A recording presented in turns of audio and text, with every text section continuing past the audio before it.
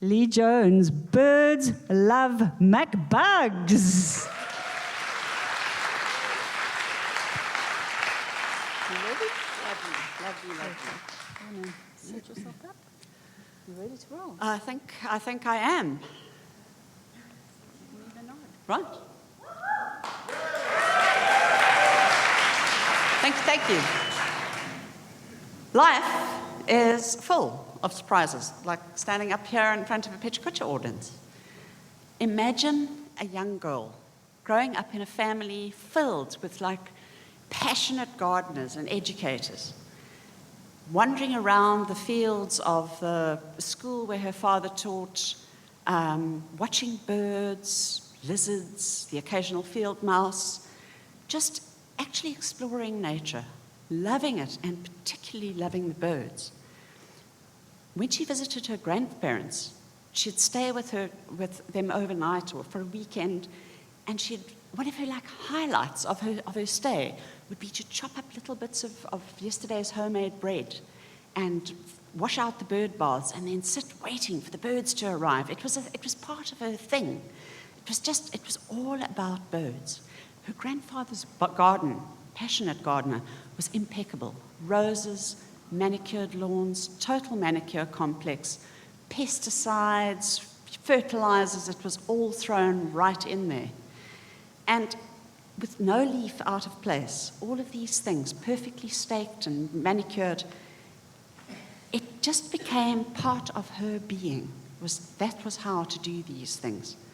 His orchard, packed with peaches, pomegranates, plums, insects, on the other hand, slaughtered out of hand, pesticides, lethal things strewn everywhere, liberally, regularly. It was how I grew up. He loved his garden birds, and he taught me to love garden birds. He gave me this passion. He encouraged me to learn more and more about garden birds. Robert's Book of Birds was part of that. By the time I went to junior school, I was already counting in Roman numerals. Why? Robert Book of Birds, plates back in the day, they were numbered in Roman numerals. I was 6, for gosh's sake.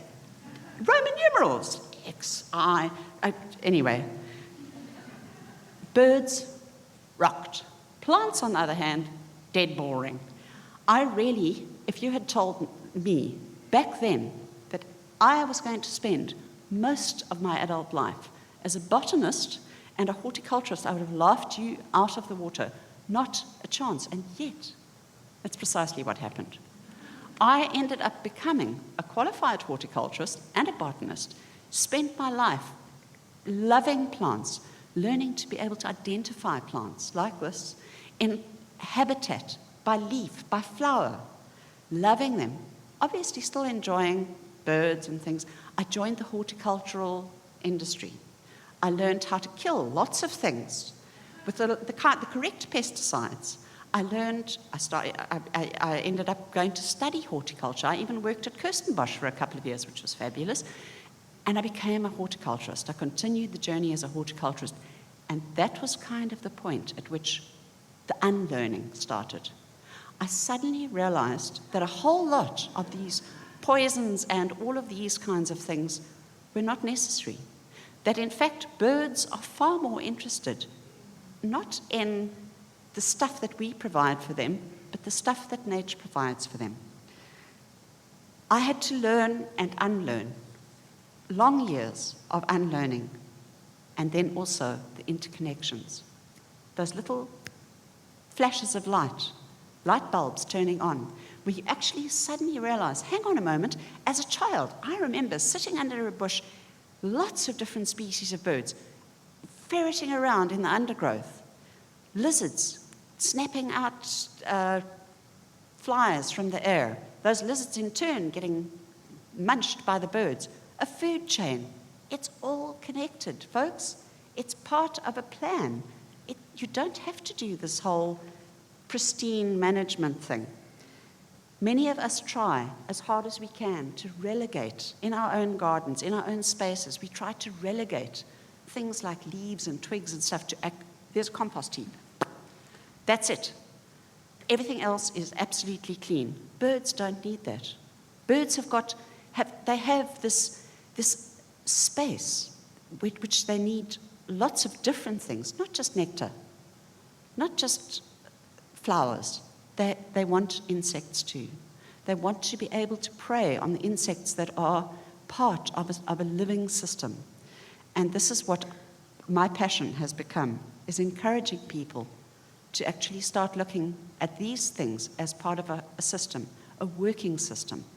So my greatest wish is that we can become truly brave and bold. Embrace the diversity that's in our gardens, because I don't know if you know this, but here in Cape Town, we actually live in one of the most biodiverse, including jungles and all that sort of thing, one of the most biodiverse areas in the whole world. We are blessed to have this space. And yet most of us, the instant we see a bug, the first thing we want to do is what? Pesticide! Or some other kind of lethal weapon, and remove the bugs from that space. These natural systems are functional. We can make our own gardens functional, part of a rewilding process. Pesticides harm far more species than just the target species we're trying to do. Birds, lizards, you name it, die simply because they've consumed either a rodent or a bug that's been sprayed with something. This is not only about the pesticides, it's more around creating a safe space for insects to be, so that the birds can actually feast properly in a space that's more appropriate for them. It takes time. It does. It takes time. But each new species learned, each new bird species learned, each new thing learned gives us a better picture.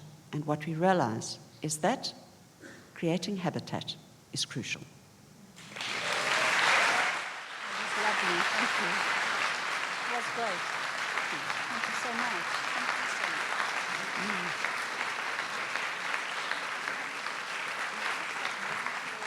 May I say one thing that's unrelated to my talk? Sure. The floor is yours. This is absolutely unrelated to my talk, but I just simply wanted to say an incredibly warm thank you to the team who have done this. My understanding is that everyone who's involved with this space are volunteers. They give up their time. You're amazing. Thank you. I mean it. Thank you. Just an enormous thank you to everybody who's involved. Thank you so much. Well, that was it, a fascinating view into our avian birds' fast food preferences.